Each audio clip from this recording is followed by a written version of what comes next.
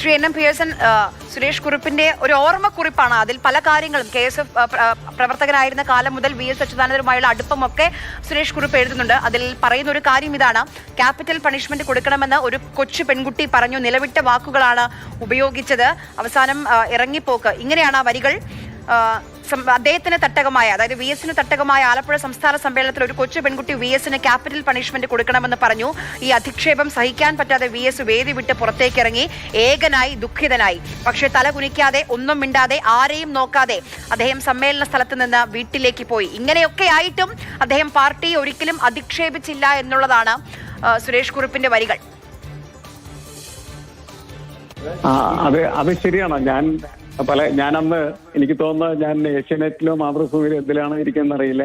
ഞാൻ ഈ സമയത്ത് ആ സമ്മേളനത്തിന്റെ അവലോകനം നടത്തിക്കൊണ്ടിരിക്കുന്ന സമയത്ത് ടെലിവിഷനിൽ തന്നെയായിരുന്നു. എനിക്കറിയാം അന്നേരത്ത് VS പോകുന്നത്, VS മുഖഭാവം, ഇതെല്ലാം തന്നെ വളരെ ഗൗരവമായിട്ട് നമ്മൾ അന്ന് ചർച്ച ചെയ്തിരുന്ന. പക്ഷേ VS എപ്പോഴും പാർട്ടിയോട് എടുത്തിരുന്ന ഒരു സമീപനം അങ്ങനെയാണ്.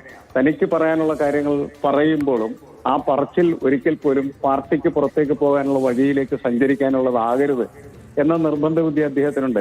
അതുകൊണ്ട് എനിക്ക് എപ്പോഴും തോന്നിയിരുന്ന ഒരു കാര്യം ഇതാണ്: VS എപ്പോഴും ഒരു വിമതൻ വളരെ സമുജ്വലമായിട്ടുള്ള രീതിയിൽ പ്രവർത്തിക്കുന്ന സമയത്ത് തന്നെ അത് ഒരു പാർട്ടിയോടുള്ള വിധേയത്വം ആവശ്യമാകുന്ന സമയത്ത് വിധേയത്വത്തിലേക്ക് പോകാനും അദ്ദേഹത്തിന് കഴിയുമായിരുന്നു. അങ്ങനെ ഈ വിമതനും വിധേയനും ഒരുമിച്ച് സങ്കലനം ചെയ്യുന്ന അത്ഭുതകരമായിട്ടുള്ള ഒരു പ്രതിഭാസമായി പ്രവർത്തിച്ചതിന്റെ പേരിൽ മാത്രമാണ് VS ഒരിക്കൽ പോലും പാർട്ടിയിൽ നിന്ന് പുറത്തു പോകാതെ പാർട്ടിക്കകത്ത് നിന്ന് അദ്ദേഹത്തിന്റെ യുദ്ധങ്ങളെല്ലാം നയിക്കുകയും മുന്നോട്ട് നീങ്ങുകയും ചെയ്തത് എന്നതാണ്. അത് തന്നെയാണ് എനിക്ക് തോന്നുന്നു സുരേഷ് കുറുപ്പിന്റെ ഈ വാചകങ്ങളിലും ഉള്ളത് എന്നാണ് ഞാൻ മനസ്സിലാക്കുന്നത്.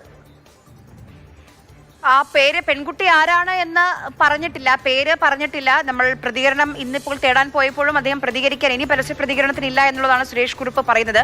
പക്ഷെ അത്രയധികം ചിന്തയുടെ ആവശ്യമില്ല എന്ന് തോന്നുന്നു ആ പേര് ആരാണ്, ആ പെൺകുട്ടി ആരാണെന്ന് കണ്ടെത്താൻ. അല്ല, അത് ശരിയാണ്. അത് പല ആളുകൾക്കും ചിലപ്പോൾ പറയാൻ കഴിഞ്ഞേക്കും. പക്ഷെ അന്ന് ഞാൻ സമ്മേളന സ്ഥലത്ത് അല്ലല്ലോ, ഞാൻ ടെലിവിഷനിലാണ് ഇരുന്നിരുന്നത്. ഈ സമ്മേളന സ്ഥലത്ത് സംഭവിക്കുന്നതായിട്ടുള്ള കാര്യങ്ങളൊക്കെ കാണുകയും വിശകലനം ചെയ്യുകയും ചെയ്തിരുന്നു എന്ന് മാത്രമേ ഉള്ളൂ.